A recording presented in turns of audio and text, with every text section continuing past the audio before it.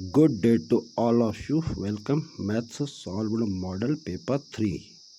सभी का स्वागत। क्लास 6th 7th और 8th की मैथ्स पर आधारित ये एक्सरसाइज। क्वेश्चनों को सॉल्व करते समय हम उन सभी बातों का ध्यान रखेंगे। कभी कभी क्या होता है, छोटी मोटी गलतियों से भी पूरा क्वेश्चन आपका क्या हो सकता है, ख़राब हो सकता है और आपके मार्क्स कट सकते हैं। तो यहाँ पर फर्स्ट क्वेश्चन नंबर ए है, ऐड द फॉलोइंग। यहाँ पर आपको ऐड करना है 12,684 प्लस 3,293 प्लस 403 और प्लस 38। तो यहाँ पर आप देख रहे हैं कि एक जगह पर करेक्ट यानी कि सही लिखा है और एक जगह पर रॉन्ग और गलत लिखा है। तो बच्चे जो सही करते हैं, जहाँ पर करेक्ट है, जो ग्रीन कलर से किया गया है वो एकदम सही बनाया गया है, और जो रेड कलर से बनाया है ऐड, वो गलत है।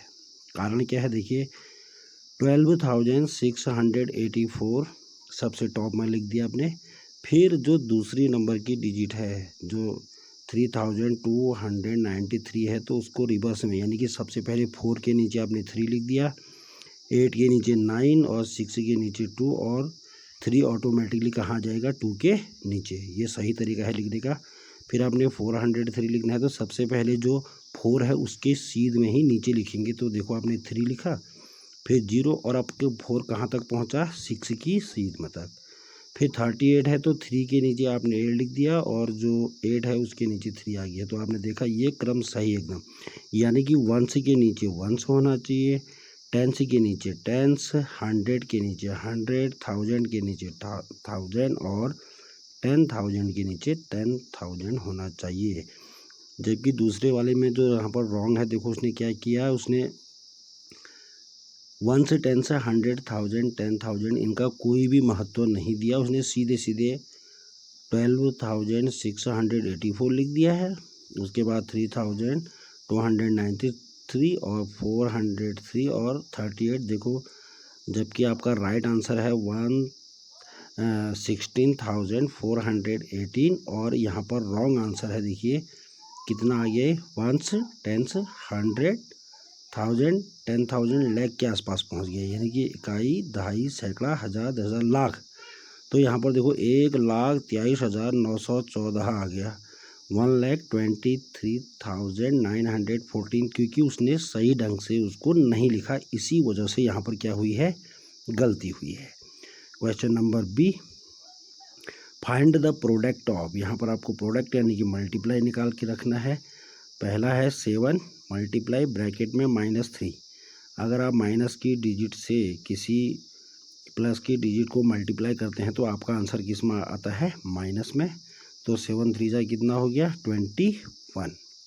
-4 -1 -3 को आपने मल्टीप्लाई किया, देखो सारे माइनस के हैं और पेयर नहीं बनना है, तो इसका आंसर भी माइनस में आएगा।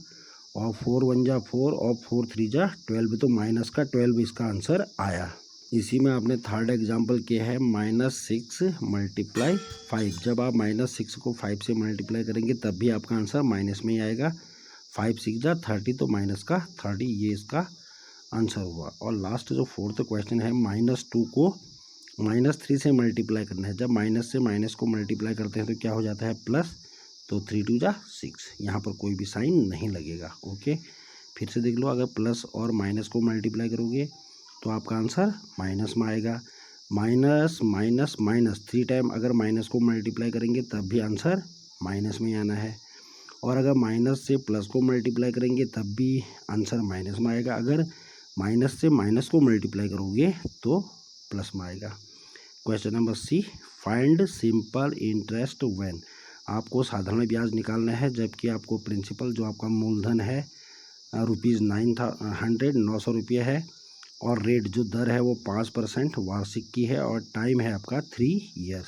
तो आप कैसे सॉल्व करेंगे, we know that P = ₹900, R = 5% और T = 3 ईयर। फिर SI का फॉर्मूला यानी कि SI सिंपल इंटरेस्ट का आपने फॉर्मूला लगाया, P × R × T और बाई में 100।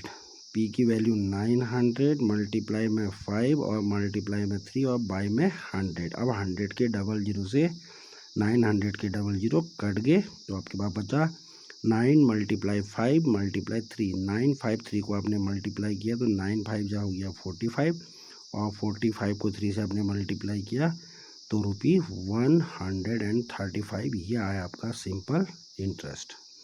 तो जब भी आप कोई भी क्वेश्चन सॉल्व करते हैं जल्दीबाजी बिल्कुल नहीं करनी है, आराम से देखना है क्या पूछा जा रहा है और क्या उसका आंसर होगा। गलत तरीके से प्रश्न बनाने पर आपको नुकसान होगा। अगली स्लाइड में देखिए, प्राइम फैक्टर आपको निकालने हैं और वो भी फैक्टर ट्री मेथड से, यानी कि हमको अभाज्य गुणनखंड ज्ञात करने हैं और वृक्ष गुणनखंड से, जहाँ पर हमने 2 एग्जाम्पल आपको सॉल्व करके दिखाएं। 36, जब आप 36 को सॉल्व करते हैं सबसे पहले आप ये देखें कि इसमें किसकी टेबल जाती है। आपने देखा कि 1 की तो सब में जाती है तो इसलिए 1 को नहीं लेना है, तो 2 की गई।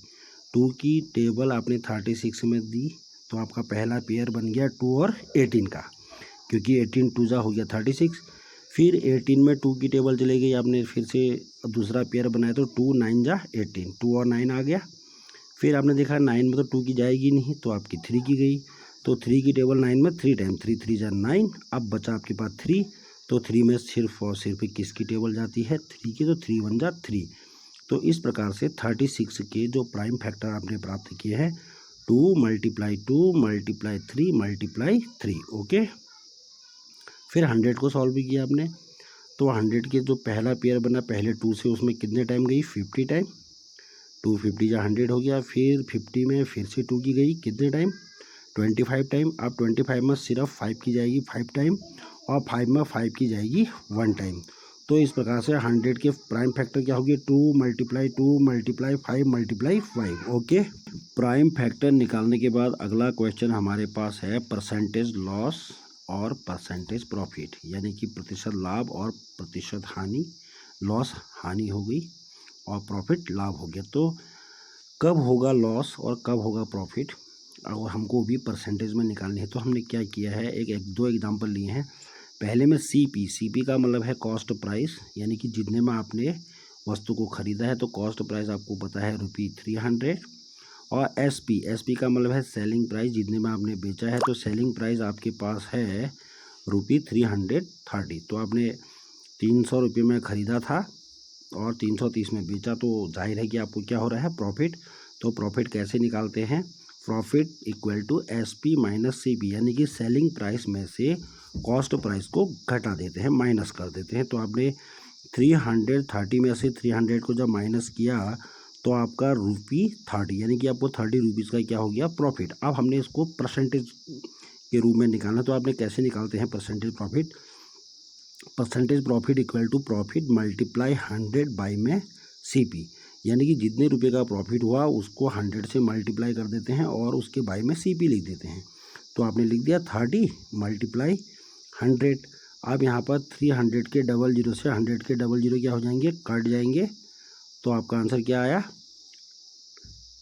3 से 30 कट गया आपका, 3 से 30 को आपने कट किया तो 3 1 जा 3, यानी कि 10% आपको यहाँ पर क्या हो गया प्रॉफिट। फिर से देखो 300 के 00 से 100 के 00 कटे और 3 से 30 कट गया कितने टाइम 10 टाइम। तो इस प्रकार से आपको यहाँ पर 10% का क्या हो रहा है प्रॉफिट हो रहा है, ओके। अब इसका क्वेश्चन नंबर 2 है, यहाँ पर कॉस्ट प्राइस है ₹500 और सेलिंग प्राइस है 460। तो आप देख रहे हैं कि आपने 500 में ख़रीदा था और किसी कारणवश आपको 460 में उसको बेचना पड़ा, तो यहाँ पर आपको लॉस हो रही है। तो लॉस का फॉर्मूला लगा देंगे, लॉस जब निकालते हैं तो कॉस्ट प्राइस में से सेलिंग प्राइस को माइनस किया, तो आपने 500 में से 460 को माइनस किया तो आपका यह ₹40, यानी कि आपको 40 रुपीज़ का क्या हो रहा है लॉस। फिर आप परसेंटेज लॉस वाला फॉर्मूला लगाएंगे, percentage loss equal to loss multiply 100 और बाई में सीपी। अब आपको 40 रुपीज़ की लॉस हुई थी तो 40 मल्टीप्लाई 100 और बाई में 500। अब यहाँ पर 500 के 00 से 100 के 00 क्या हो जाएंगे, कट जाएंगे। और 5 की टेबल आपने 40 में दी तो 5 की टेबल 40 में कितने टाइम गई, 5 8 जा 40। तो यहाँ पर आपको 8% का क्या हो रहा है लॉस हो रहा है। तो आप समझ गए होंगे कि प्रॉफिट कब होगा और लॉस कब होगा, और उसको परसेंटेज प्रॉफिट और परसेंटेज लॉस कैसे ज्ञात करते हैं, ओके। आज के लिए इतना ही। आप इस प्रकार के क्वेश्चन का अभ्यास करें और निश्चित ही आपको सफलता मिलेगी। बने रहिए गुरु केएसबी यूट्यूब चैनल से।